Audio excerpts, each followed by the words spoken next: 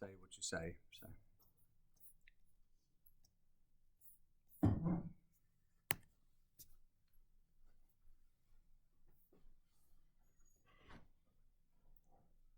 Yes, it does look a bit weird. It was like, oh, alternate universe? I'm in the Matrix.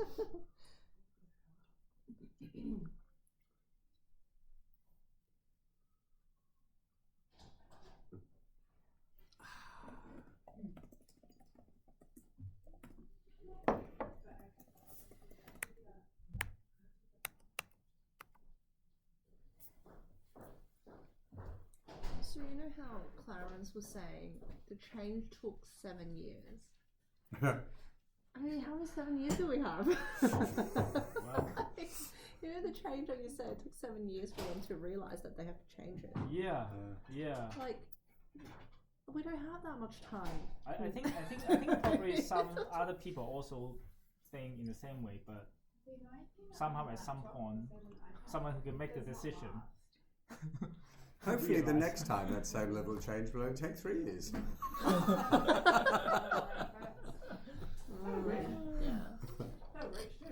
And it's just the consequences and downsides to everything, or implications, and it is the T. Rowe Price culture is really good, and it's collaborative and it's collegiate, but it's slow to change. You know, to change anything requires a lot of consensus and a lot of reflection, which is not a bad thing. It just needs to then get a bit of a move on at times. Yeah. Knowing when speed could be good and mop up afterwards. Just like we did in COVID. Speed, bang, bang, bang, then mop up afterwards. Yeah. For that 7 years, actually, until very recent, because I joined the firm for 12 years, until very recent, I finally know why they do that in this way in the beginning. It's because of the system limitation. Right. But no one really tells. No one told me that's. How interesting. You thought it was on purpose, if you like. There was a conscious. Okay. And then I finally recently, I finally understand why they do it in the beginning. I feel like when we were talking about COVID and what we learned, I feel like if it's life or death, people will change. And it's the same with business. If it's life or death of the company, people will change. And often it has to get a lot worse before go, oh, we really have to do something. Now, I fear that might be the way we're all going on climate change. You know, it has to get almost irreversible before we go, oh, they were right. Yeah. But don't you feel it's more the external factor push you to change rather than you want to change? Yes. I think you really got something there. I really do. It's always you reacting. Yeah. Like the COVID, I mean, Oh, you're on it. I actually, before COVID, I don't like working at home. But now I feel like, oh, it's actually quite good. I can stay with my children. The whole world changed its attitude. Working from home was oh yeah, working from home, yeah, great, you know, Slacker, what are you doing? And now it's like it's normal. I still think that the Zoom headline was the best. I've never used it, but I've always. No one else is from the Insta. Yeah, poor Deho. Pretty cool. Remember? Yeah. But every year now, it's been like. But I'm certain who's hosting her because I don't see it then. Now, Clarence had a. What's your name? Clarence gave us yet another word of wisdom. Yes, which I'd like to share. Words of wisdom.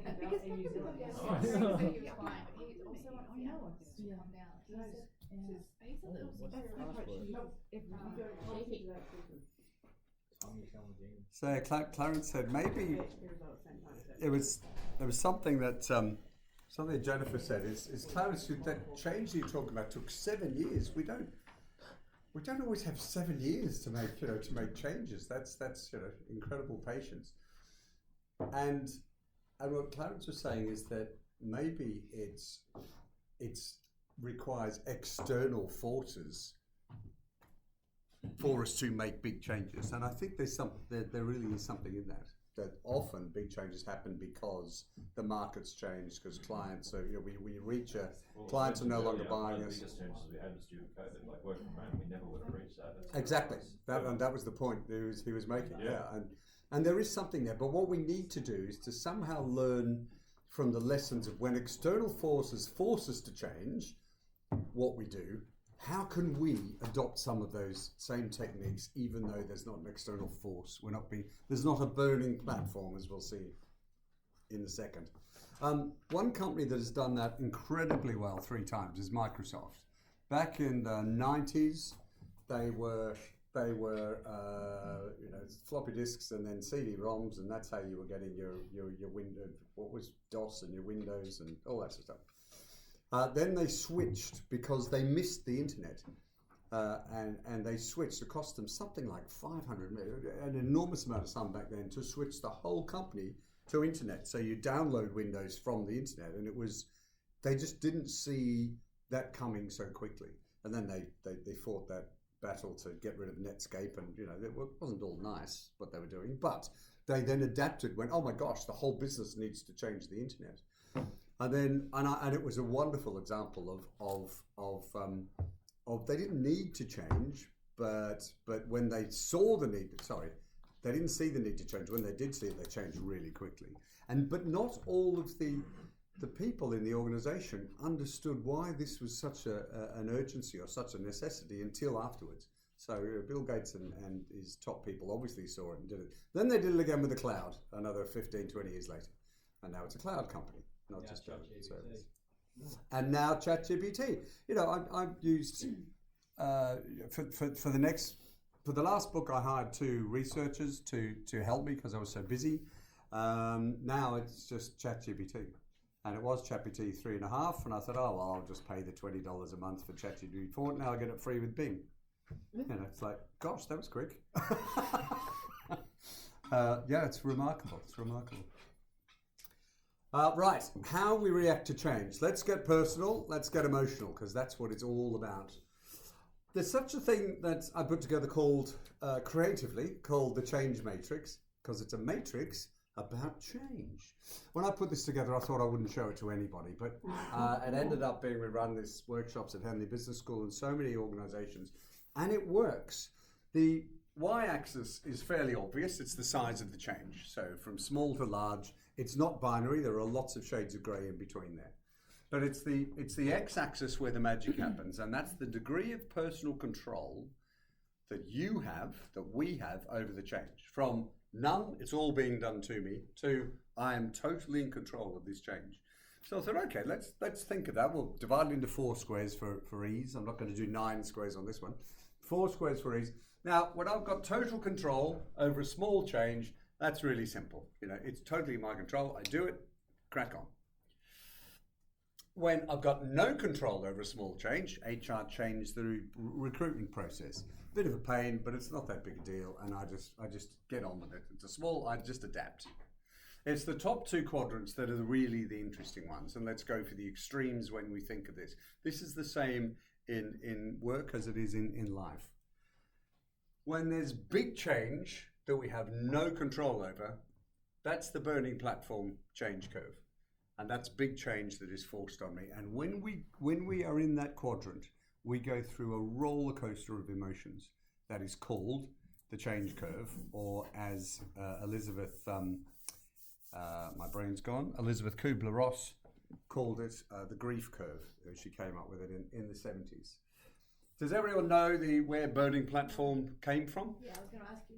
Okay, it's a wonderful image and a picture, if you like, about you need to create a burning platform for people to want to change. Is the thought.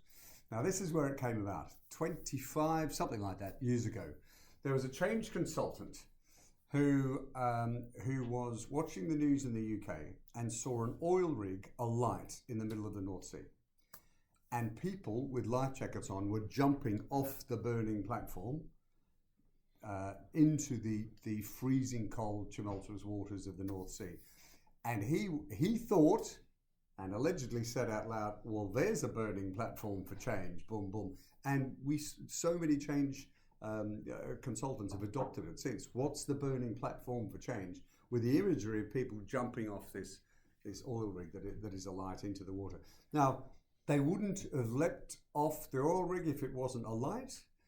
A lot of companies have taken this to be, let's set the company alight. Now, I love it as an imagery, but let's be honest, those that were jumping into the water were reluctant swimmers. They didn't want to be there. It was just less worse than where they were. So I'd rather it was sticks and carrots, but it's a really lovely imagery to go, well, what's the burning platform? In other words, why do we need to change? Why do people feel emotionally the need to change, and how can we do that? So it's a really good image. But the burning platform is when big change is done to me. Now, when we go through the change curve in a second, and it'll be an exercise, think through a big change that has been done to you, or a big change that is about to happen. Now, that change could be, getting married, winning the lottery. No, it could be getting married. Could be, actually, no, that's over here. Let's go with getting a divorce after winning the lottery. Let's go with getting a divorce. Could be being made redundant. It was just disappearing. It wasn't. Well, okay, it was just disappearing. No, actually, that's a change you've chosen. So we'll talk about that in a second. But it could be getting divorced. It could be a death of a loved one. It could be this, which is where Kubler-Ross was, or it could be made redundant, or just a really big change at work that isn't quite as dramatic as that. So choose a level that you like. I always think of redundancy, of it being made redundant a couple of times, and how it is like a kick to the solar plexus. Even when you know it's coming, it's like, oh my gosh, it's a kick to your self-worth, it's your self-confidence, it's all the fears come out. And that's a great way to think through the change curve. So be as dramatic as you want in your own head about the example you use. The quantum leap change curve is a big change that you've instigated. So after winning the lottery and disappearing, or going for that job and getting it. And even when we instigate big change, we still go through a roller coaster of emotions. They're just slightly different emotions. And no one talks about that. And I will go through that at the end of the next session. Let's jump into the burning platform change curve, and I want you to think through how you can help people through this curve. I'm going to split into 5 groups. Well, let's explain it. It started off its life as Elizabeth Kubler-Ross, a psychiatrist from Switzerland, now again lives in the States. She helped people who were dying and the loved ones of people who were dying of cancers. And she found that the emotions that the people who were suffering from the cancer went through was consistent and in the same order and uniform. Also then found that the loved ones of the people who were suffering also went through very similar emotions. And she called it the grief curve, I remember. And change practitioners have taken this and go, it's the same, not quite as dramatic, but it's the same that we go through in big changes forced upon us in business. So here is, and people have tweaked it over the years, and here's my version, which is pretty close to just about everyone else's version. When big change is done to us, I'm thinking redundancy or reorganization. The first emotion we feel is shock. And that's it, rabbit caught in headlights. If we didn't see it coming, we're in shock. The next emotion is denial. This can't be happening. This can't be happening. And when the leaders work out this is a really stupid structure, and they'll change their minds because this is mental. Then the next one, when they don't change their minds, is we get angry. And that anger can take on many forms, and often it masks or fuels fear. And that fear is real. Then it's a really happy curve, this one. And then we reach the trough, which I lovingly call the trough of depression. It doesn't have to be big D depression. I don't mean to be flippant, but it's where you just feel lost and unable to move, and inactive. This is really normal, by the way. I've been through this trough so many times. So is every single member of my family. Not always of my doing, but then when we get out of the trough, the head kicks in and we start to understand that there might be opportunities with this, and we try and explore a few things. even though we were in the dark days here, there could be something happening. Then when the heart kicks in and then we actually think, yes, we can actually find the opportunities and get on with this, do we actually start to move out of the trough and we can move on? What we move on to is the next change curve, because when big change is done to us, this change curve is not just a once in a lifetime thing. It's part of us, and if we accept and embrace that we will go through a version of this change curve when big change is done to us in any aspect of our life. Right now we're focusing on business. If we can accept that and embrace the emotions, and as leaders of change, if we can understand that that's what people are going through, and to cut them some slack and cut us some slack, then it makes the whole process of change more understandable and much more likely to succeed. Now, several of you must have come across this curve before. What are your thoughts on it? Can you skip some of them? That is a good question, Steph. Yes.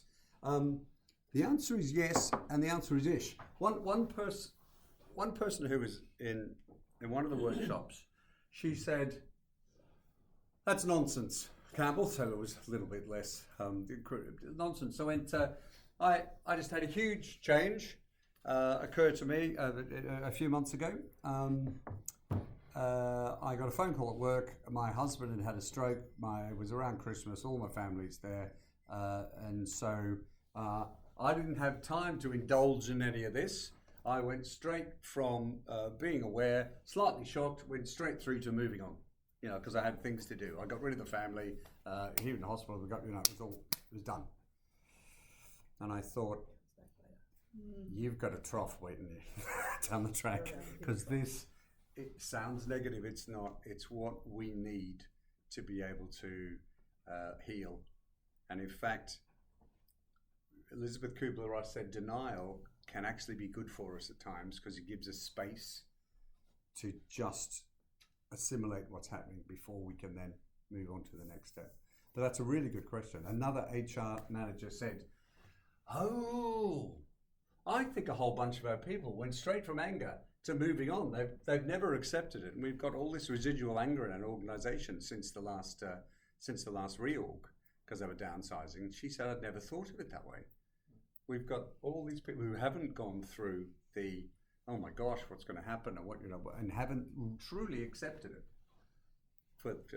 They've always resented what has happened, rather than going, okay, how do I make the best of this? That's in the past now. How to move on?" And it's so tough to do that if you haven't gone through this. The anger. We do get angry. We blame, God's various. We blame whoever's in charge. We blame ourselves. We're afraid of oh my gosh, if I lose my job here, or I might lose my status. There's so many fears that come to the fore, and then we do. And when we're in the trough, we think, oh my gosh, and I'll talk about that in a second. I'm powerless, and we're not. What we do is we have the opportunity to go, okay, what are we going to do?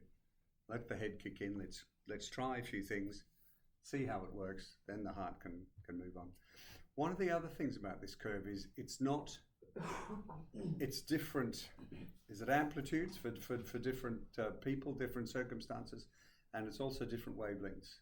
So, but it's fairly consistent, and it's normal to go through these sorts of things.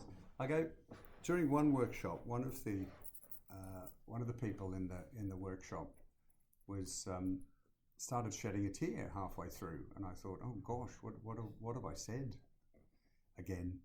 And she came up to me at the break and said that she'd lost her father 3 weeks before, and said, I think she said a loser, but I thought I was weak. That was what she said. To be going through but you've just described all the emotions that I've gone through the last few weeks, and I'm now starting to come out of this. She said, but it's such a blessing to know that that's normal. I thought I was really weak for ending up in a trough and staring at the wall and thinking what can. Anyway, that was fascinating. And really interesting, like the fact that people know this is normal can really help, even though it has no logical. It shouldn't help, if you like. If you just thought like Marvin the paranoid android, it wouldn't help, but it does to think these are normal emotions. So what I'd like us to do is I'm going to hand out these handouts, which are aptly named because I'm handing them out, and divide into 5 groups and take one of these 5 parts of the curve, and let's talk through how you would help someone through that part of the curve. This is big change that's done to us. It's a reorganization, it's a new system, whatever the change happens to be. So we need 5 groups. So let's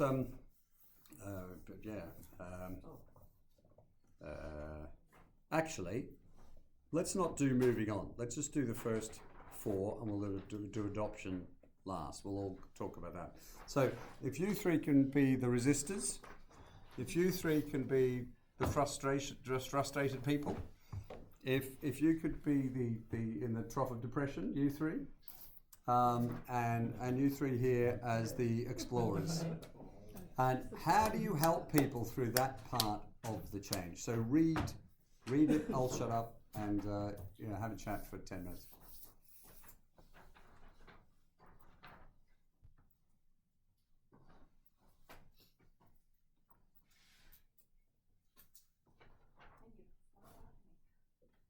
What's that?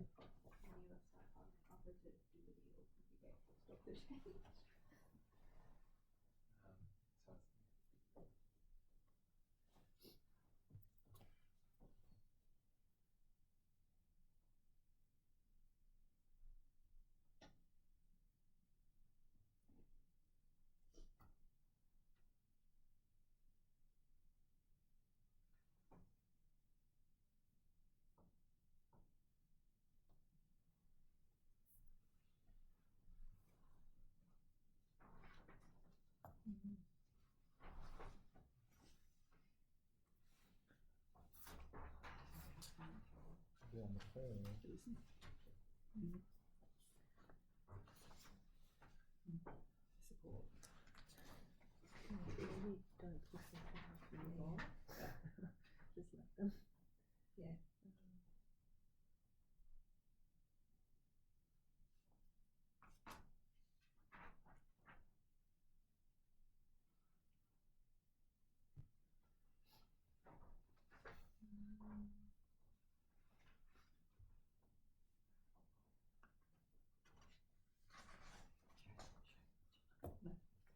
Show them the chart.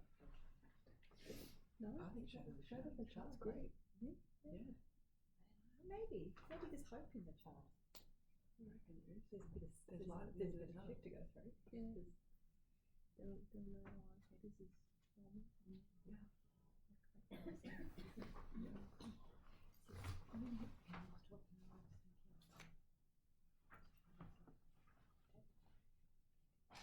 this is normal. We're in a good stage. I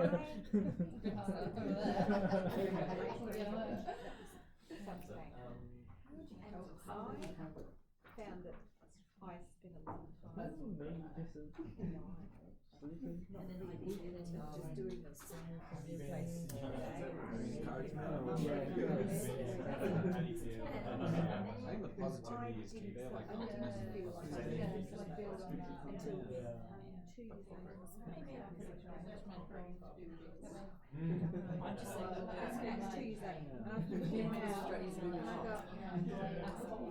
I just tried to tunnel my way through.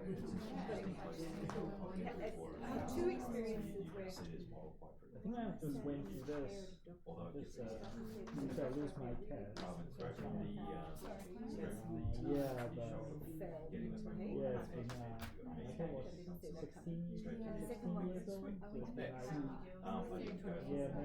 Straight away.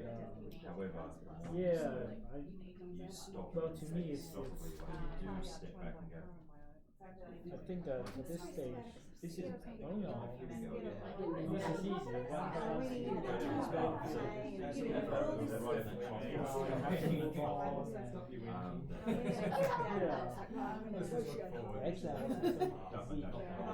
One class is go back to Hong Kong.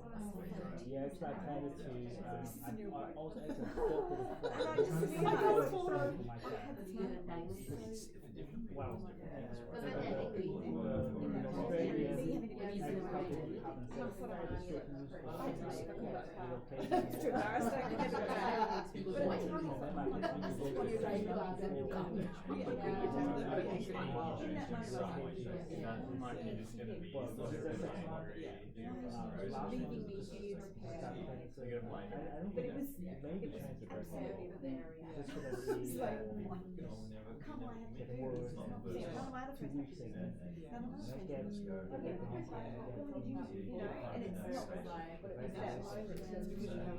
Straight from shock to moving on. Yeah, I feel like this stage is kind of easy. Yeah. So in some respects, when I was thinking, it showed Yeah, like Dana said, it's a bit of courage. You know, it may have not been a great time for change. having, I think it was fantastic because I didn't know There's no. Yeah. I tried to. But that's just back then. So I think She's gone from shock to They also want to change. So she's just she's like There's she's 40, but she's down there. and just moving out Because I'm from not Islam. shock when he was young. So She still is actually really sad about it. We try to think in the same way. So everyone on the picture It's so she's very well, how I think because I have something I was thinking like, whatever. There's also Crematory. And I have to explain something back in a different form. Yeah, but you don't My wife says, well, that's not I feel like too, when my girlfriend died, you don't even know, but I go missing all the stuff. It's like, it's So I think it's not like it's also it's moving on, you go, oh, occupied, that's that part. you have something, you do something for, yeah, and for that part, Changes coming on. we Yes, have to yeah. go out, we need to choose how, It's go straight to fear and depression. And people reach how to that handle and it just things after that, you know, like I'm how just to be like, bring, see you later. Yeah, that's what I was looking at that. Like, don't keep this somehow, back to I think this part also helps go through all I was like trying to get it. you need to make your action as a I was like, instead of encourage, you telling me rather than encourage, I was like, this is my job, but I was I like, think that's Yeah, don't try and fix it. Yeah. I'm willing to do is I was like, I'll take that. it's meaningful. When I was My 22, family, so I was you like, know, and I will there'd be some especially not in my last year also died at 16 years old. So that's many, many years ago. I feel like I'm okay with that, but once you see like the decision but at least there's a mental the part. emotions this come. guy handle when You know, I You can did think about Yeah, it. but It's still, like, at least I've now moved on. your things you do And become now there's another reason. reason. Yeah, it's just like, I'm open, like, here I am. I don't think you can do so many people. Within something that's meaningful, your passion. Yeah,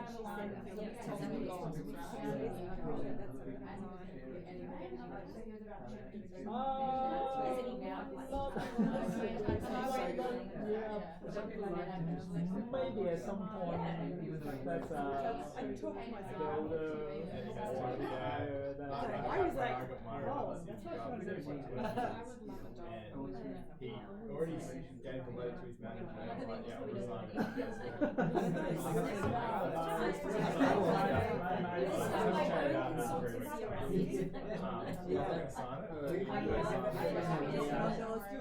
put together. Right now is my storage.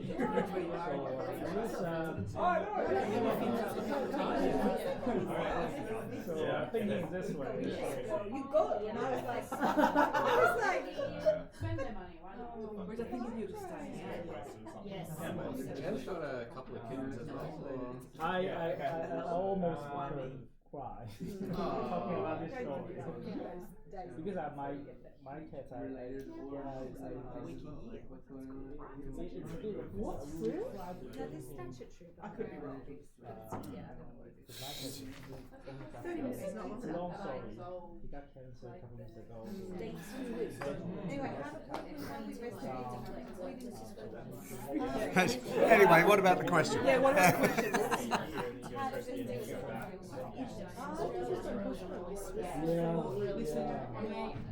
Let them run along. And you said show them the chart. This is what we're going to go through. Those people will help with step 2. Try next steps up there.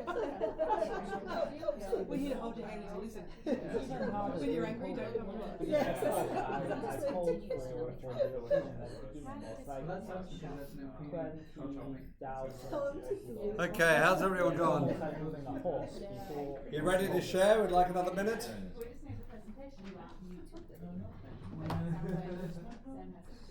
All right, let's start with the resistors.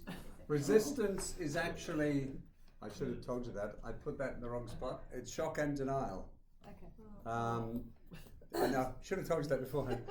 Change slide, Campbell. Yeah, so shock and denial, which I think it says there on the instructions. That's good. So how would you help people? Big changes happened. How are you going to help people through that part of the change curve?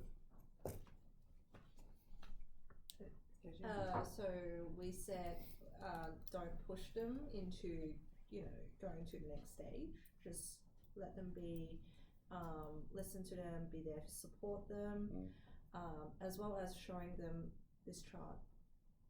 Yes. Yeah. You know what? There's some comfort in that. There is. This is what you will go through. Yeah. But when you first see the chart, you'll be in shock. Yeah. Yeah, no, that's good. Yeah, and then we said the next group will help you with the next step. So that's the do nothing group. You'll be fine. When's listening? Yeah. Do you know what? That is. We're being flippant, but that is really good. A lot of people, a lot of groups say, well, we help them to understand. We take them through the logic, and they're not listening.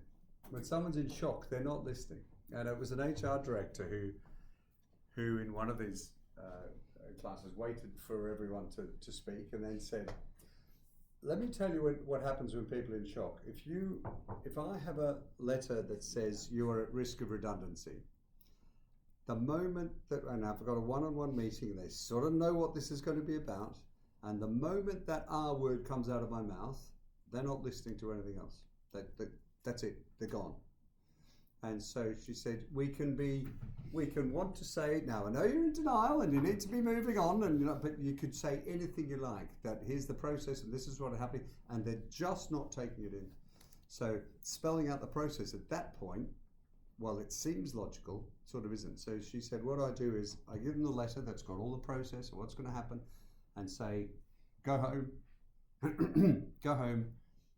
think about it, go home, read this, and let's catch up tomorrow.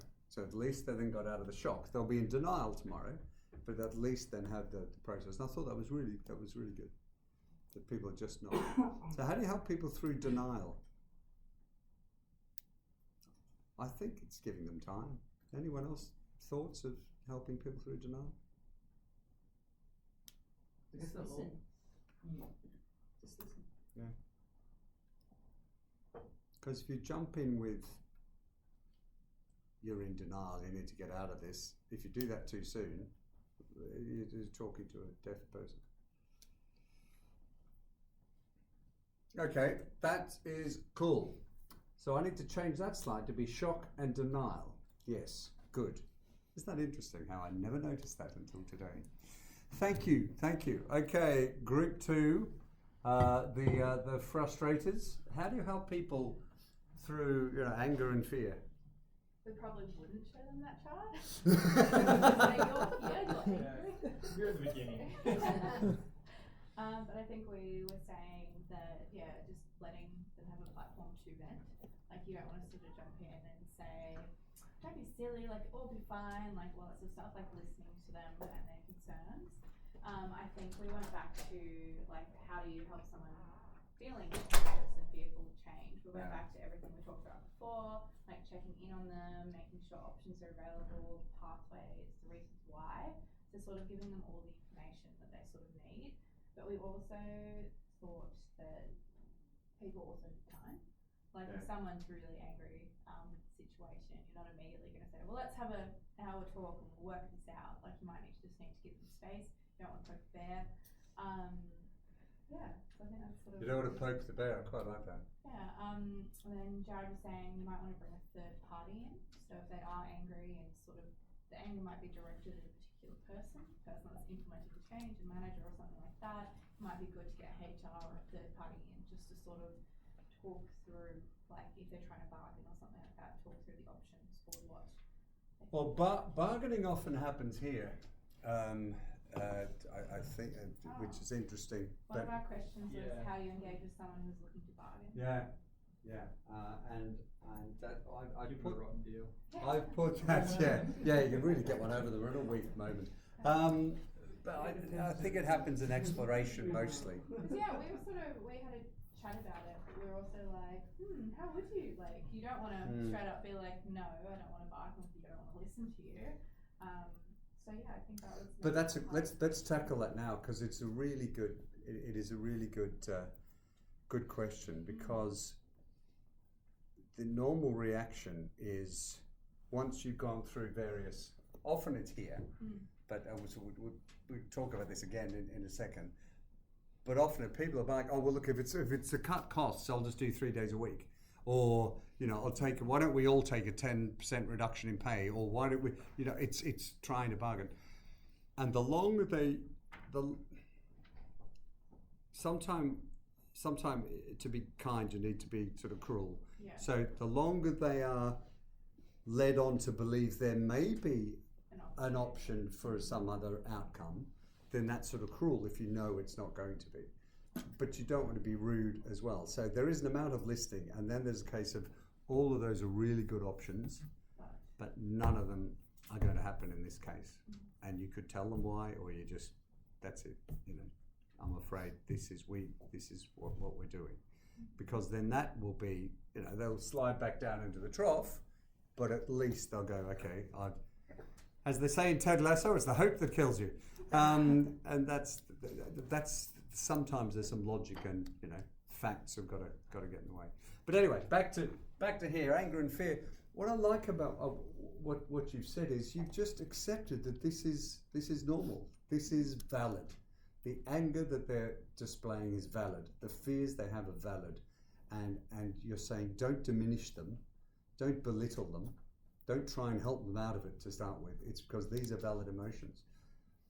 When we vent to someone about a family, a relative, this is just a very recent personal thought, is that it's not because we hate them. It's just, and as you start venting through, you sort of go, it's not as big a deal as I'm making it out, as I'm explaining why I'm so angry at this. There's a little part of you going, isn't that interesting? It didn't sound as important or as crucial when I actually said it out loud. And so that's part of the process too. Rather than having someone there going, aha, so it's not that important, it's not that big, is it? So I love what you said, let them talk, and it's valid. And they're not getting cross at you. Well, normally, but it's just a normal part of going through big change. That's fab. Anyone thoughts about fear? anger through that? To add to that? All right, let's get stuck into the trough of depression. When you find people in the trough, how do you help them through it? I guess we sort of just said, just listen and just see what comes out. And then appreciate that not everyone's coming to you for a solution. They just want to be heard or validated, and wow. So you don't have to you don't have to help fix them, but I think importantly don't pull back from them either. Like we sort of said like they might not want to talk about their redundancy, but we're like, hey, let's go grab lunch and we can talk about anything else.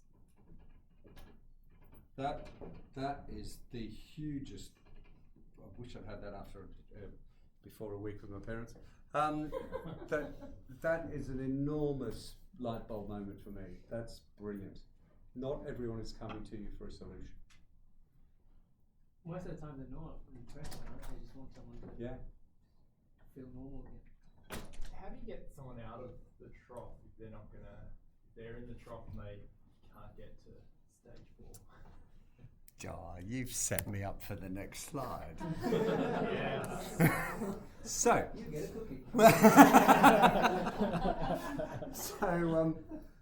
Whenever Cartman, back in 1968, goodness me, came up with this drama triangle that we also call the victim triangle. And if you look into this, it's in the second book, but if you look into this in great detail on the web, you'll see that a lot of football teams use it. I haven't quite got my head around that yet. But any time you feel, beware of the trough, that's where victims dwell. And people can adopt the cold comfort cloak of victimhood really easily. I've done it in the past. I know people who live for their own victimhood. And it becomes part of their identity really, really quickly. We can see people on the world stage for whom that is the case. So when you feel somebody's in the trough, there'll be a victim. Cartman proved, if you like, or hypothesized that tends to be true, is that whenever there is a victim, you will see a drama playing out. There will be a persecutor, real or imagined, a persecutor, and then there'll be a rescuer. And you'll always see that so many times. Now, a persecutor is obvious. It's someone that they perceive is putting them into the trough and is making the decisions and is hurting them. It's the rescuer that's the really interesting one.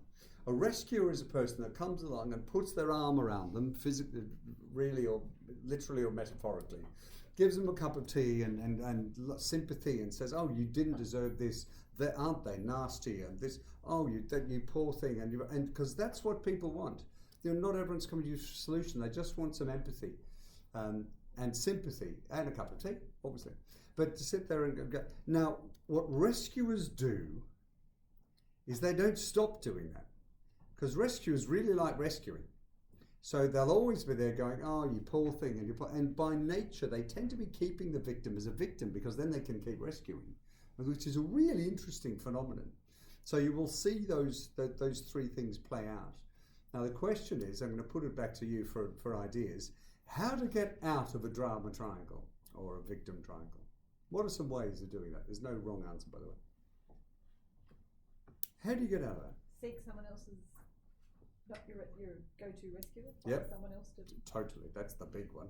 That is the big one. If you identify, that's what we hope. Well, exactly. It's hard to identify. This is hard to identify. What someone said in response to that question was, "Oh, well, that's easy." And I went, "Really? I didn't think any of this was easy." What? They went, "Become a persecutor." And weirdly, that's what happens a lot of the time, because victims see the persecutors. They're confident, well, they're outwardly so. They have everything going well. Then they start persecuting themselves, because that's what success looks like. What you need to do, and is exactly what Steph was saying, is reframe this entire thing, or we help people reframe it, is that you try and reframe that you're not a victim, and I've got to remember what you're a creator of opportunities. That's a difficult one, but you're not a victim. It's just things happen, and it's not personal. Reframe the persecutor if you can as someone who's challenging you rather than persecuting you. That's tough as well. The big one is ditch the rescuer. What you need is a coach. You need a coach who can put their arm around you, can give you a cup of tea, who can say, this is terrible, you don't deserve this is terrible, I know, that's fab, I know this is unfair, knowing they're not coming for a solution, and you talk at some point, whether it be the first, second, third meet, whatever it is, that coach will turn around and say, this is completely unfair, you didn't deserve it. Now, what are you going to do about it? And that's the magic question that can only be asked at the right time, and you don't know the right time until you ask the question and see what their response is. But we can be our own coaches as well, and we can give ourselves lots of sympathy and then look in the mirror and go, okay, this is rubbish, I don't deserve it, what am I going to do about it? I have a question though, because you mentioned the rescuers staying the rescuers and like wanting to keep their victims at the victim level. What about the victims that just continually stay at the victim level? Like, how do you help them? Do you just sort of? Do you know what? Sometimes you can't. You can't. They have to help themselves. You can set the groundwork. You can do. They have to always have to tell. They have to. Victims dwell there. Yeah. Their identity becomes.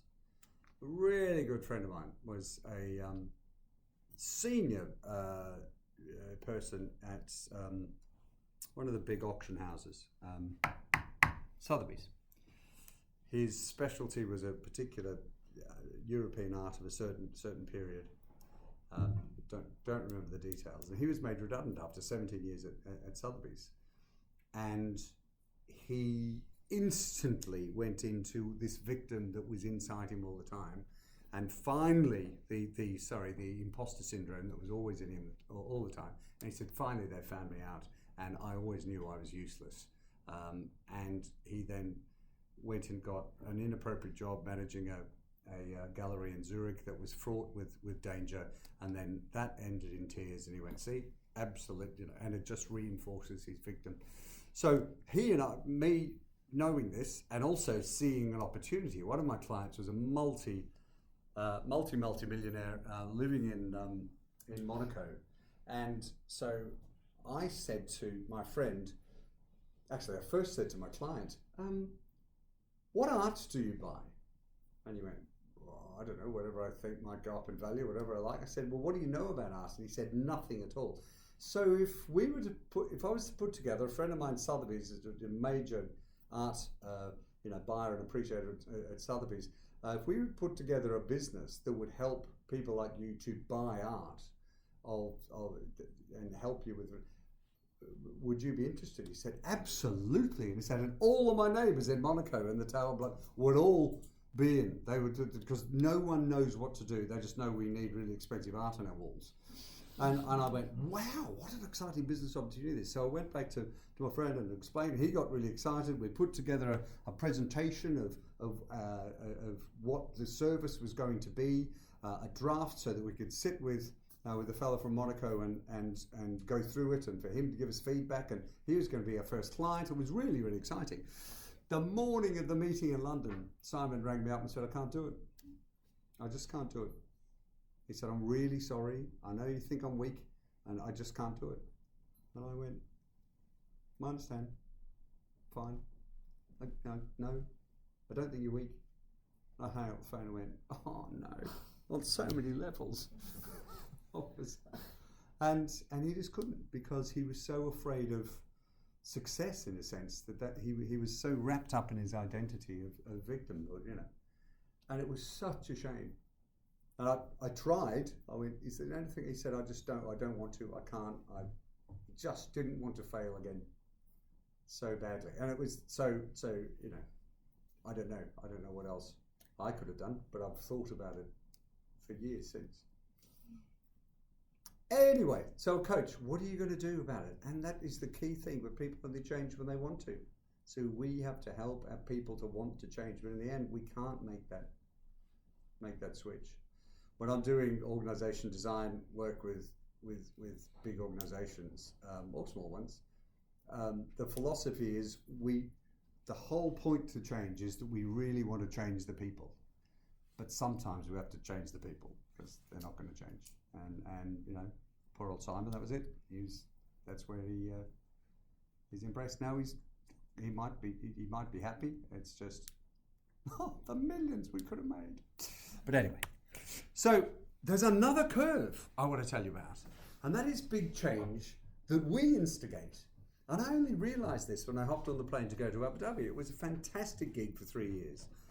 First class travel around the world. It was tax free, living in the sun, no winters. It was just so exciting and really stimulating, intellectually challenging.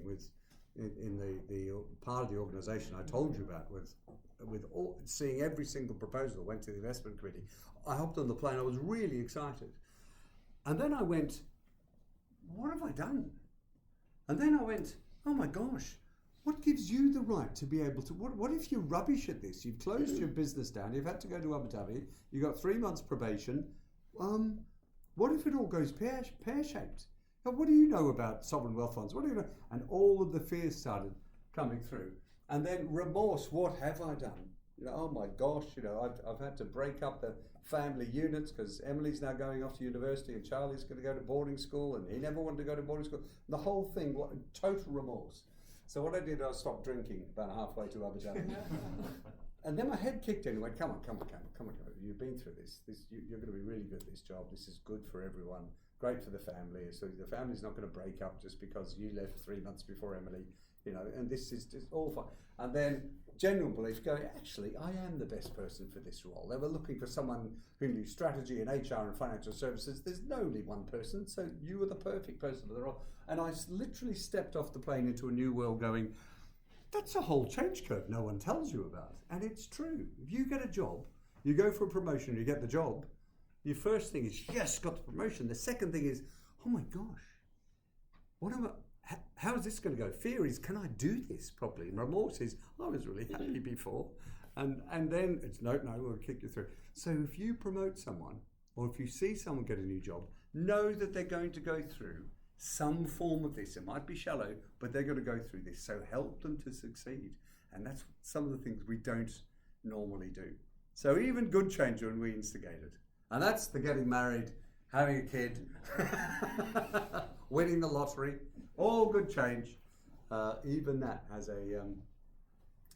has its consequences and its emotional roller coaster. Well, I was explaining that in one of my workshops. The CEO stood up, who was new. She'd been running the insurance firm for 6 months. She stood up and said, I'd just like everyone to know, I know at Genuine Belief, but it's been a tough 3 months. and that was wonderful, vulnerable and open. So. That one applies for, you know, learning a new skill even as well. It really does. Because if you get excited about it, then when you learn a little bit, you realise how much you don't know. And then you're like, oh. And then slowly, as you walk towards learning and practicing and whatnot. Most golfers never leave the trough of remorse. Yeah. That is so true. That is so true. But the interesting thing is, and there was a client that pointed this out. They said that's the reason why 90% of our changes or M&As, mergers and acquisitions, new strategies fail, is that when we instigate change, we're over here. We start with excitement. The people that we need to deliver this, they're in a state of shock. So we need to be bringing those two arrows closer together, which is about communication, which is about all of these things that you talked about here. But also appreciating that everyone's going to get on board at the same time. If you bring both of those graphs together in one, I wonder how many parts kind of align with one another. So like, you know, you've got the shock and the remorse. Oh yeah, it's be interesting. Yeah, I don't know. Yeah. It would be interesting to play around with that. I might give it a go. Thanks, Rafi. So, then we're going to get into acceptance in a second, because that's what I really want to be doing on the board over there. Is we all have our barriers to change, and here are the 7 key ones that I talk about in the book.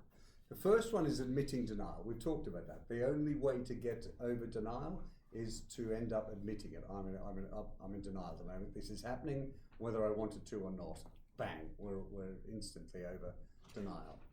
The other one we talked about in EQ is observing our emotions and detaching from our negative thoughts. And you probably saw I put an article up there that Jane wrote in The Power to Change from a yoga perspective, which is valuable. So it's observing our emotions. We get really emotional. We get angry. It's like, oh, that's interesting. You know, I was angry there, understandably. Now, what am I going to do about it? That's without judgment. And detaching from our negative thoughts, we have something like 80,000 thoughts a day, and 80% of those are negative. That's a fight or flight mechanism. So how do we detach ourselves from those? So when you're presenting, oh my gosh, I hope this goes well. Oh, I hope this goes well. You know, I thought it was going to go well yesterday, but oh my gosh, what if it doesn't today? That's an interesting circular thought pattern going on in your head, Campbell. Not very helpful. You know, but oops, that was with judgment. That's interesting. Let's move on. And confronting our fears. The best way to overcome fears is to confront them, and therefore it is to admit that they exist. What are you afraid of? And actually writing down what are you afraid of diminish them. Most of the time it diminishes them. I'm afraid that we won't be able to pay our mortgage. Really? Okay, well, why? If the worst thing happens, what? And just talking through the fears actually ends up diminishing them. And I strongly recommend doing that. Reframing our identity and status. I've got a fantastic model I'll show you in a sec to do that. Voicing our doubts and concerns, just like we did with co-funds I talked about. It's like, well, we want to achieve this thing. What are your doubts? What are your concerns? Let's get them out in the open, because that diminishes them well. And then about acceptance. So I really want to talk about identity and status and acceptance for the next half hour. The fear is false evidence appearing real, which I really love, and there's lots of different fears, and it's how do we overcome each one of them. A fear of failure, break it down into small steps, so there's not far to fail. A fear of rejection or humiliation, a fear of the unknown is, well, let's learn more about it. If when people are made redundant and they're in their 50s, it's like, oh my gosh, what do I do? How do I start my own business? I don't know what to do. Well, explore it. You know, look up the web. Talk to people who run their own business. Talk to people, and it's the more you know, the less the unknown is unknown. And fear of blame. Here's a really interesting one. I do want to just touch on. In business, particularly, if you come up with a new idea, just like I can't forget it. I'm so sorry, gentlemen. Just like Jennifer's template. I know. That's why I'm laughing. If you come up with a new idea, whoever's responsible for the template will be a bit afraid of being blamed for not changing earlier. Because when you hear a great idea, it's such a blinding glimpse of the obvious. You think, why did we do that before? And whoever's responsible for that will then instantly have a bit of a barrier, even if they acknowledge it or not, going, hang on, I'm going to be like, well, I should have changed earlier. So I'm going to resist, even if it's unconscious. I saw that. I've seen that so many times in organizations when I've bounded in like a silly Labrador going, oh, there's such great opportunities to change. Why don't we do this? And the resistance that came from the person that was in charge of it, I thought they'd embrace this wonderful new ideas with open arms. Oh, what a naive idiot. It's because they're being blamed for not. I needed to work with them to go, hey, I think there might be changes to. I think what you do is fabulous, but it could be even better. Why don't you? And then they own it and move on. It's a bit like it takes 7 years, but they finally got there. Yeah. So that's fears. This one is great. This is a fellow from Brisbane, actually, David Rock, and he's got this great model. So when you see change resistance, when you experience change resistance, think through this model. And the model's simple, that there are 5 certain aspects that will fuel our resistance. And if we perceive them to be negative, we'll be against the change, big or small, or if we assume that they're or perceive them to be positive, will be for the change, big or small. One of them is status. A reorganisation, let's just go with that. If we think that our status is being diminished, even if we admit it to ourselves or not, our status division in any reorganisation or any new strategy, if we're not on the shiny new project team and our status being diminished, we will naturally be against the change, slightly or a lot, because our status has been affected. It's just a human thing, according to David Rock, neuroscientist. And it's true. When you think, just think of someone who is resisting a change and run through these 5 and go, which one of them might be the cause of it, the root cause of their resistance? And okay, then we can try and address that root cause. Maybe not head on, because no one wants to admit that they're being against the change because of status, but it is we're all humans. The other one is certainty. If we know what's coming next, we'll be more inclined to be for the change, or we'll be less negative towards it. And then if we don't know what's coming next. Like in a redundancy situation, we start off negative, and then we go, now here's the process we're going to follow. Okay, we might move to there with a bit of certainty. Then when we've got the job, we might move to there.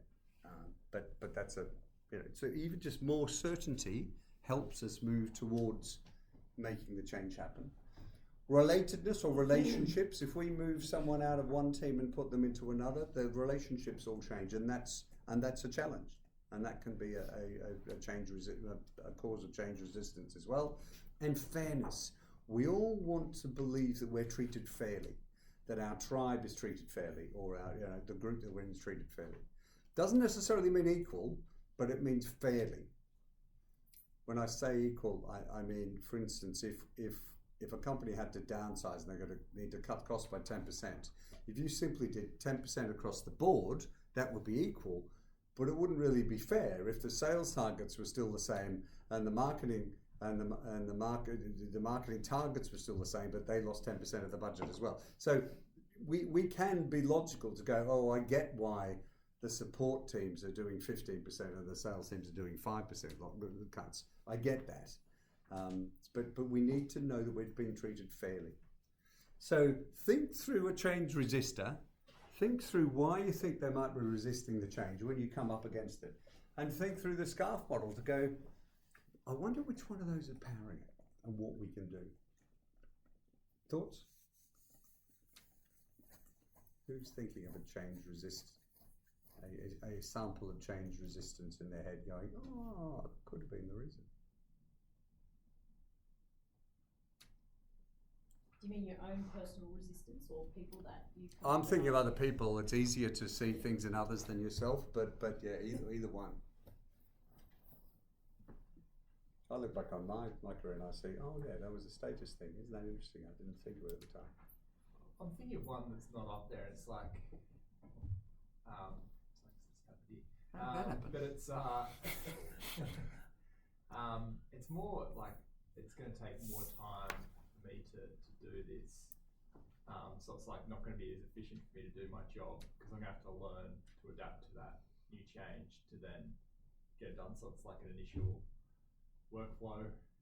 Like I think of an IT, like I think of Salesforce. I was resistant to change because I hate IT, anything. I was like, no, I can do stuff on spreadsheets. It's fine. I can just whip it up. And it's like, no, you need to put it on this. I was like, no, I have to learn that, and that's going to take time. Which means I can't be making sales calls, which means I'm losing my KPIs. That's good. Yeah. And then I'm going, well, that's why I'm resisting it. It's not because I don't like sales. Do you know what? It doesn't fit into these. You're right. It's not autonomy, which is have you got autonomy of decisions or not. It is a different one, isn't it? What you're resisting is that you're going to have to take 2 steps back in the hope that you have 3 steps, that you'll make 3 steps forward. Like slow down to speed up, I guess. Thank you. That's really good. SCARF model. What's that? SCARF model. Yes, what are we going to call that one? I'll write my own book and I'll let you know. Yeah, thanks. I don't think there's enough change books out there. No, I don't think there are. Exactly. But there's another one coming up next year. Only 2 now. That's really good. Thank you. That's really cool. Voicing our doubts and concerns. If you ever need to do a team, something in a team, this is a really good book to read. It's a narrative. But what he basically says is when people don't unload their opinions and feel they're being listened to, and you said that before, then they won't get on board. And they're not, Amanda, that is just grab. It's fabulous. Not everybody's come to you for a solution. Gosh, if I'd learned that decades ago. And then let's talk about acceptance. This is the acceptance prayer, but I really like it. Not acceptance prayer, the serenity prayer. What am I talking about? Grant me the serenity to accept the things I cannot change, the courage to change the things I can, and the wisdom to know the difference. It's pithy, a bit too long for a t-shirt, but good on a mug. And isn't there a bit that goes, and friends to help me bury the bodies? I haven't seen that one. I don't think Ryan Hall wrote that one. Friends to help me bury the bodies. I like that. But yeah, and it's true. It's true. And then there's another way. There are things we can control, the spheres of influence. Things we can control, things we can influence, things we can just watch and do nothing about. What I'd like you to do now is a process of jumping into this. And it is make a list now. What thoughts are occupying your headspace right now about work, about things that you can change? What we're going to do is we're going to put them onto three little lists. Things we cannot change, things we can change on our own, and things we can change with help. So things that are concerns, fears, things you wish were different at work, opportunities. You can make a separate list that you don't want to share, and others that you can. And then I want you to put them onto Post-its. And then just to put them in a couple of words on the Post-its. And we'll put them up here. Because the point of this being, and I'll show you the point of this, is that you then divide it into three lists. And I heard this on the radio during COVID when everyone was anxious and said, what are the things that are keeping you awake at night? And what's frustrating you at work, or what are opportunities, whatever, keeping you awake at night? And then go, separate all, just make a list of all the things that are in your head that I'm not going to have, worried about money, or worried about, not this, the IT system's driving me mad, the US won't change its way, Jennifer's template's driving me nuts, mad, what are the things that concern? And then you go, right, what are the things I can't change? What are the things I can actually change on my own? And what are those things that we can actually change working with others? So you either make one big list or just take some Post-its, and then you might have to rip these into two and pass them on. Nice shot. Pretty good, yeah. And then let's look at the list. Ready? Do you need more? Oh, we got plenty. Got some? Do you guys need more down there? No? We're good. Got some? Anyone? Just give it a try. I know you're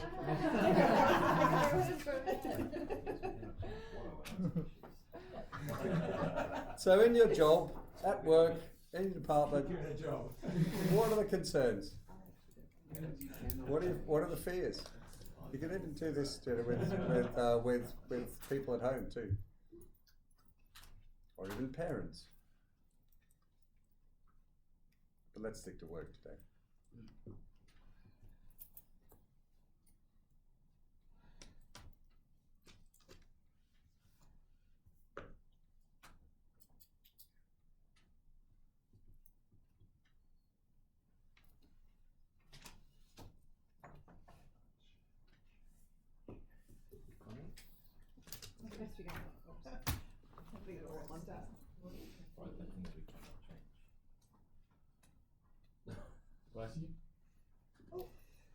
Are they just work related?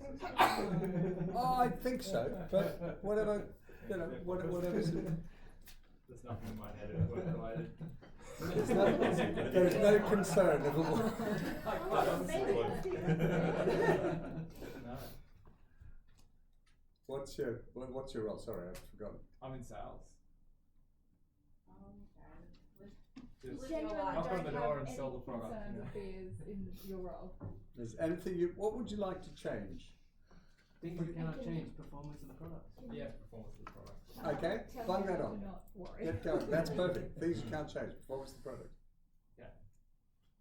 Could be, and then go, well, look, things you can't change. The template that we have to present. I don't know, but things you can't change. You know, those sorts of things. But things you could change on your own. What could you do? What could you tweak?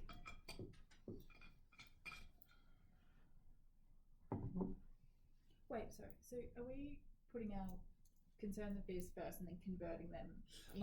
Either way. Okay. The blank looks thought, well, you could put them straight onto post-its if you want. And let's just put concerns, issues, what's cropping your head onto 3 lists and get up and put them on those. Okay. Once you've done that.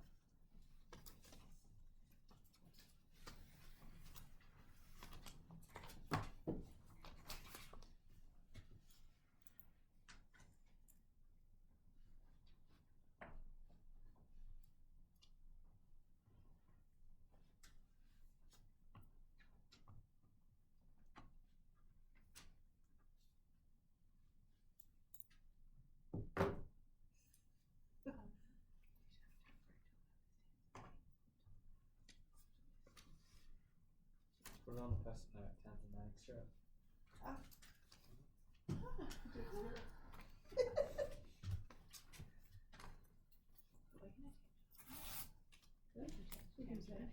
I'm just still on concerns, actually. Yeah, I should probably move on.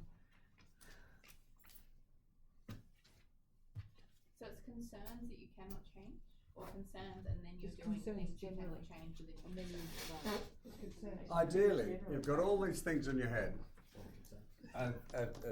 stuff that you wish were different, that could change, and then we divide them into, okay, here's certain things of all the concerns in our head that I can't change, so why keep remunerating in our head about them?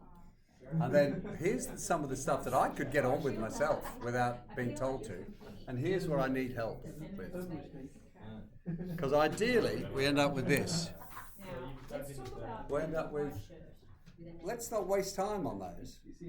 We've got 2 to-do lists to get on with.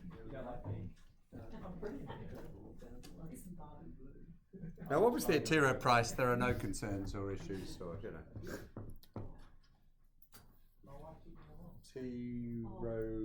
Row worries? T no worries. Nice. Especially like that chemical. Doesn't work. Actually, was quite good. It's a sharp couple of pencil. So let me put the punchline first. This is where we sort of get to, and it's really comforting with when you've got some real issues to focus on those things you can do something about, and that starts to build resilience. Yeah.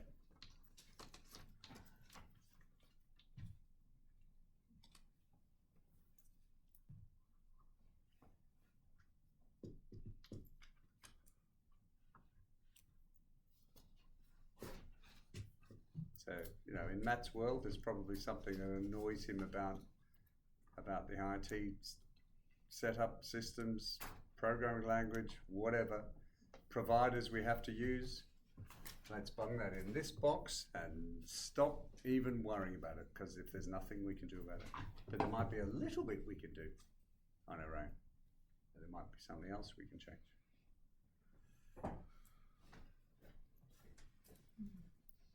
And then whenever you want to, start to put them up on the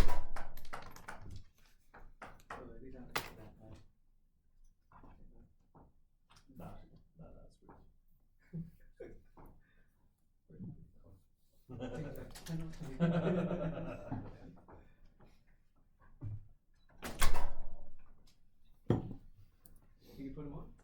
Yeah, put them up.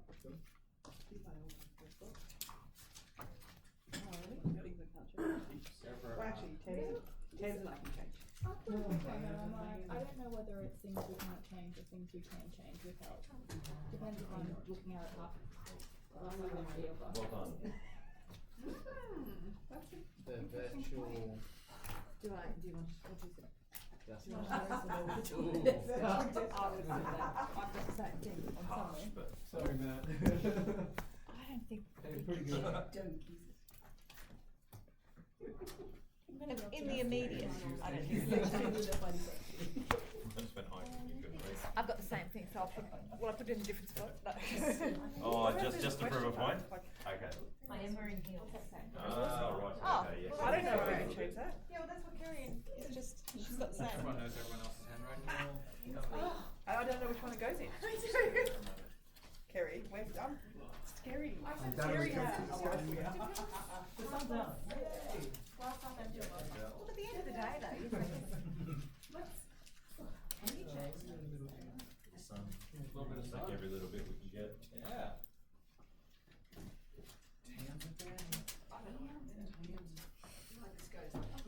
This is simply the illustration of an exercise that I strongly recommend And you you say it's pull out of a your armory every now A and then. JK. It's quite good. I'd like to do this with like the marketing In team. bed. Oh, I in wouldn't that want to conference look room. at But not on- We used to have on that board actually we used to write So I want to issues. send you a Issues photo. board With the right Yes. Because there are layers. I don't know. Potentially there if you really want. Maybe that's a Craig was Within a Craig year. was definitely you need to pick up on it all the time.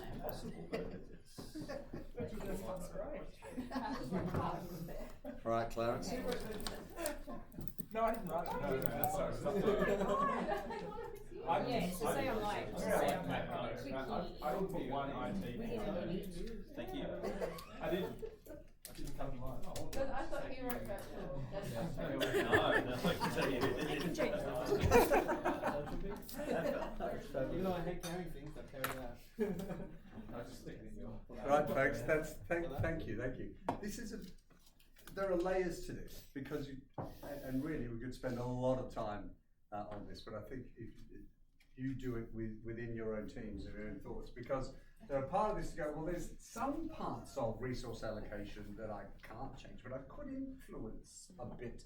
So you can take a subset of that and say, well, I can influence a bit of that on here. Nothing's black and white, but this is great. This is great. So there are things we cannot change, and the theory goes, or the thought process, or the helpful thought is, good. Let's read all those, and let's ignore them. Now we've got 2 to-do lists. This one is the stuff we can crack on with ourselves, and this is the stuff we need help. We need to influence others. We need to we need help to change. So with others we can change. On our own we can crack on with it, because it's trying to get over that inertia we talked about before, which is where we can often just see all of the reasons why we can't change. But if we divide them into 3 categories, suddenly we go, look at all the stuff we can crack on with. And it really worked well during COVID, when we were all like rabbits caught in the headlights. There are certain things we can't change. Right, what do we crack on with? Let's have a look. So here was client data request templates. Scribble payment process. Screw. Can't change the size of the US business and maturity level. That's really insightful, actually. And again, there's layers below that. There are layers below that. So therefore, being understanding of where they come from. They're coming from a completely different world in so many ways. And it's this world of success and of size and of margins and have built up a reputation. They can charge a certain margin that we can't here because we don't have the reputation. But they don't understand that because they're right in the middle of magnificence, and of size. This is layered. Every single one of these is layered. How busy we are as a business. Yeah. And how many events are on hold. That's good. That is good. Now, layer below that. Now, which ones could we perhaps get on with ourselves, start ourselves, and what little change could we work together? But there is accepting, I love that, accepting the fact we are busy as a business and we can't do everything is a brilliant thing to accept. Can't change fund performance, products on offer, or firm priorities. Yes. So why ruminate about, if only we had the, I can influence this to go, actually I can speak to my boss going, do you know what I see in the market? We see a smart beta blah blah blah fund. That could be interesting. Or actually that's not going to do anything. So together we could try and influence that. But fundamentally, I don't make the decision on the funds we have to sell. So good. Let's accept that rather than rather than ruminate and whinging about, oh, we don't have that fund. Great. Either do something about it, stepping towards that way, but we stop whinge, more into action. Not that I'm saying you're whinging, but you know. Resource allocation. That was interesting. What does that mean? That was me. Results. Guidance. Right.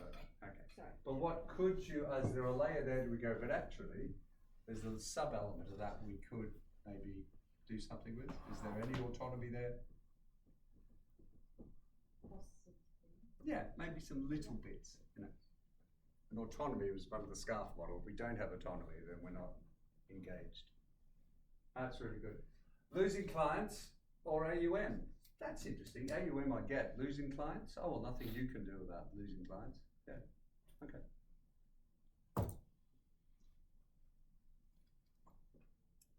Main team located offshore. Is that you? No?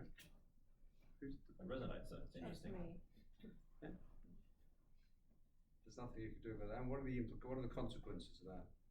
I guess you just get less exposure, and it's harder to get information from the team. Yeah. Less support. What I love about you putting that on is so there's a certain amount of acceptance of that because we have to. Then you can start to think, now I wonder if there's anything we could do steps in to mitigate some of those. I accept that, but is there something I can do to mitigate some of them? Big negatives of that would be the next question. That's great. Projects losing budget. Okay. Again, it's acceptance rather than whinging about it. That's great. I love this. Other people's experiences. You can do nothing about that and their perspectives. Yeah, that's good. That's really good. And just soak it up. Yeah, okay. They have a different perspective. Financial status of TRP. That is true. Fabulous. Things we can change on our own. Lean out processes. 3 wonderful words. I think they're English. So what does that mean? That's like kind of just analysing what you've been doing in the past, what you're just consistently doing without really thinking. But how can you kind of make it more efficient? Brilliant. Yeah. Brilliant. Yeah. Thank you. Thank you. Document process. We can change on our own. And it's the things that you could just crack on with. It's like I can tweak certain things. You know, I can put the punchline up front in the template, all that sort of stuff. Document processes requirements for when the opportunity arises. Yes, you can crack on to be doing that. Articulate priorities and why they're priorities. Brilliant. Increased communication. You can be doing that. Develop my knowledge, reading, watching webinars. Yep. Attitude, the way I approach tasks. That's a huge one that you can. That's fantastic. Top of the class for that one. Preconceived ideas. Our own delivery of a message. Yes. Keeping project members accountable. Well, that's a good one. Budget allocation. Can change your own. Amount of work I do. Emergencies with clients, working with team. Emergencies? Engaging with clients. Sorry. Yeah, I can't write. And I can't read, so it's a good combo. I can't do that either. So it works well. Yeah. Presentation not good enough. Great. So there are things I can change about. And you know there's a whole list of stuff that you can change on your own.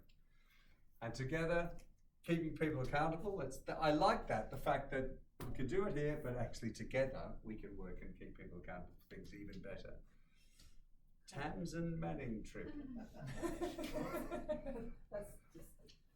Fine. Who is Tamsin Manning and where's she going? Clunky systems.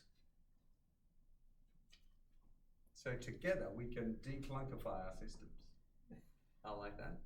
Change with others. More activity, bringing active ETFs out. Okay, together we can be doing that. What, doing it faster, they're already obviously happening. Oh, we can raise money quicker and influence the states to bring it out. Perfect. Every word of that was brilliant. Thank you. Career reporting structure. Yep, product coverage assignment. Appreciation, not everyone will hold the same view as you, and accepting that, we can do that. I love how it's in both places. Data integrity issues. Leadership. What is there, a coup going on here? Team morale. I like the fact it's in both. It is. That's it. We can do something without our own, without waiting for help. But boy, we can achieve even more together.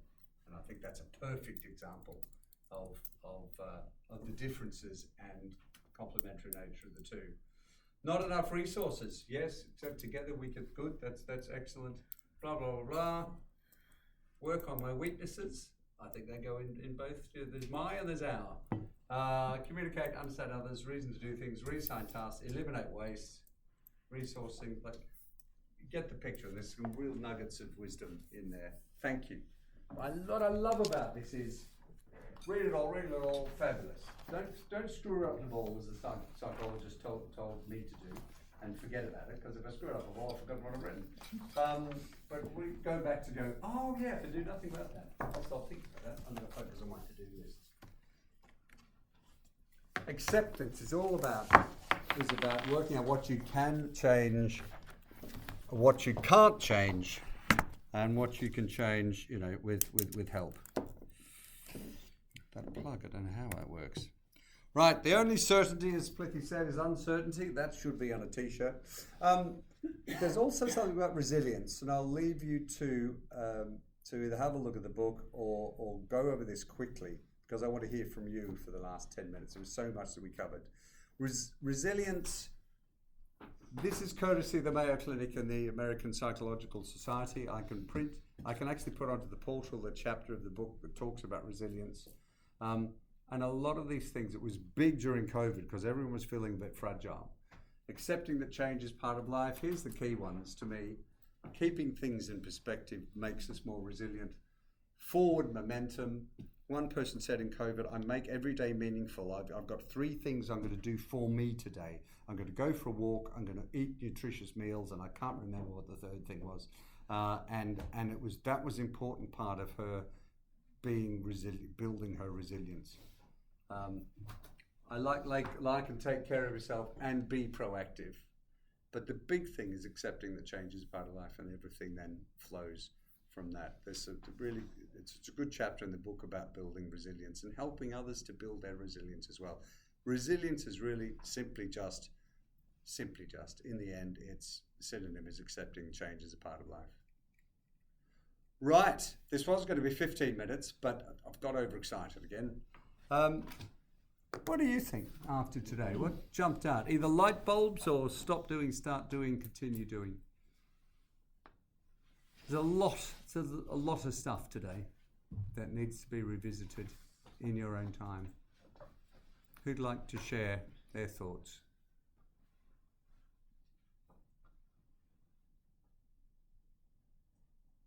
I don't think I've given a lot of thought that change can be personal. It's in the back of your mind, but I think it's pushed further up my list now. And that's probably my light bulb.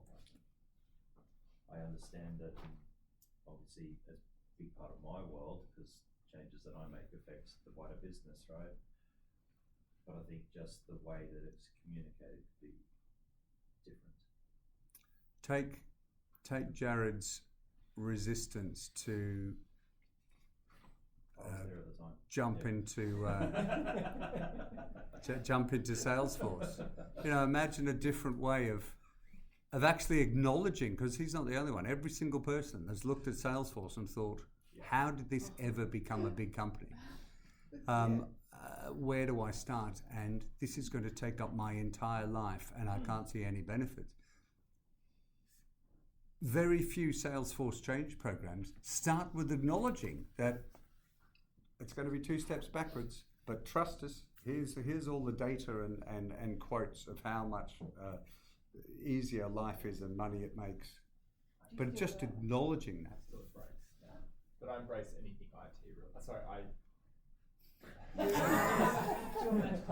I go in denial about any IT changes. So like anything to do with a computer or because they just break. As Matt knows, I keep him in a job. But imagine if that actually started with acknowledging those concerns that are obviously there, but I walk into a room where there's IT, and I tell everyone in the room this is going to break as soon as I touch it, and lo and behold, I touch it, it breaks. So everyone knows, and it's known across Good. the firm. Oh, that's good. Could you stop doing that? What Yeah. you did start Yeah. doing was Which- inviting me to all the meetings. Yeah. What? Anyone else with a thought on this, or even a light bulb, or this? Stop spending 2 a.m. thinking here. Do you know what? If nothing else, that is so right. The ruminating at all hours of the morning over something that is A, you can't do anything about, and B, it's normally not that material. But at 2 a.m. At 2 a.m. it is. feels bad. For me, it was build the pauses into the process. Yeah. Actually have that as a step, not just you get so overwhelmed and you don't know where to do it, but actually plan that up front. And let everyone in the process, the stakeholders and everything, know we are building pauses into this because change happens, things change. Or we need to pause and reflect and go, are we still on track? Are the outcomes still valid? Yeah. What about emotions? The idea of the rescuer Okay.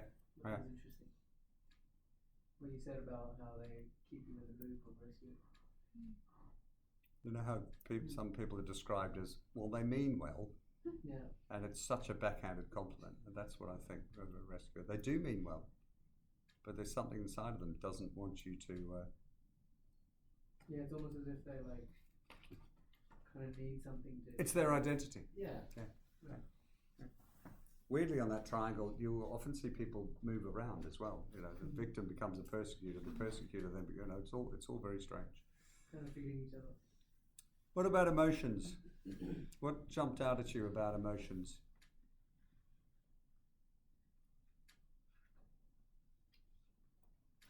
I'd like to posit that the big thing to take away is that they're all valid Yeah. Complex. and complex. Like families, they're complex. But the emotions are valid. So when someone's angry, someone's fearful, someone's depressed or down or lost or directionless, they're all valid. So to be able to look at it and go, oh yeah, that's right, they're on that part of the change curve without judgment, not going the losers, the weaklings. It's valid. Cool. How are we going to help them? That's valid. How am I going to help myself? You know, particularly when we feel down or just frustrated by something at work that is just not going. We know it shouldn't be this way. We know they're not listening to logic, and we go, well, what I'm feeling now is valid. That's cool, and that helps. What I recommend you do is to take this. What are you going to stop doing, start doing, continue doing?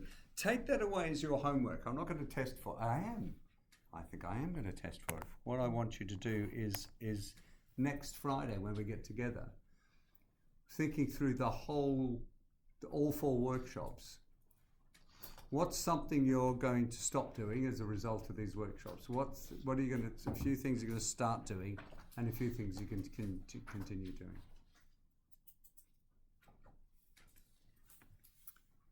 Because as a wise man once said, it's not the strongest of the species that survive, nor the most intelligent, thankfully, but the ones most responsive to change. And that's the same with individuals as it is for divisions, teams, corporations. Which is, change is constant, as Matt said, and inevitable. So, you need to do that, and then we will meet tomorrow and we'll go through what we're going to go through influencing without authority. And that is, you are going to produce a stakeholder grid where you will list at least 3 of your stakeholders, and we're going to work through how you're going to influence them or start to persuade them to do what you would like them to do, or to understand the position and the change you'd like to implement.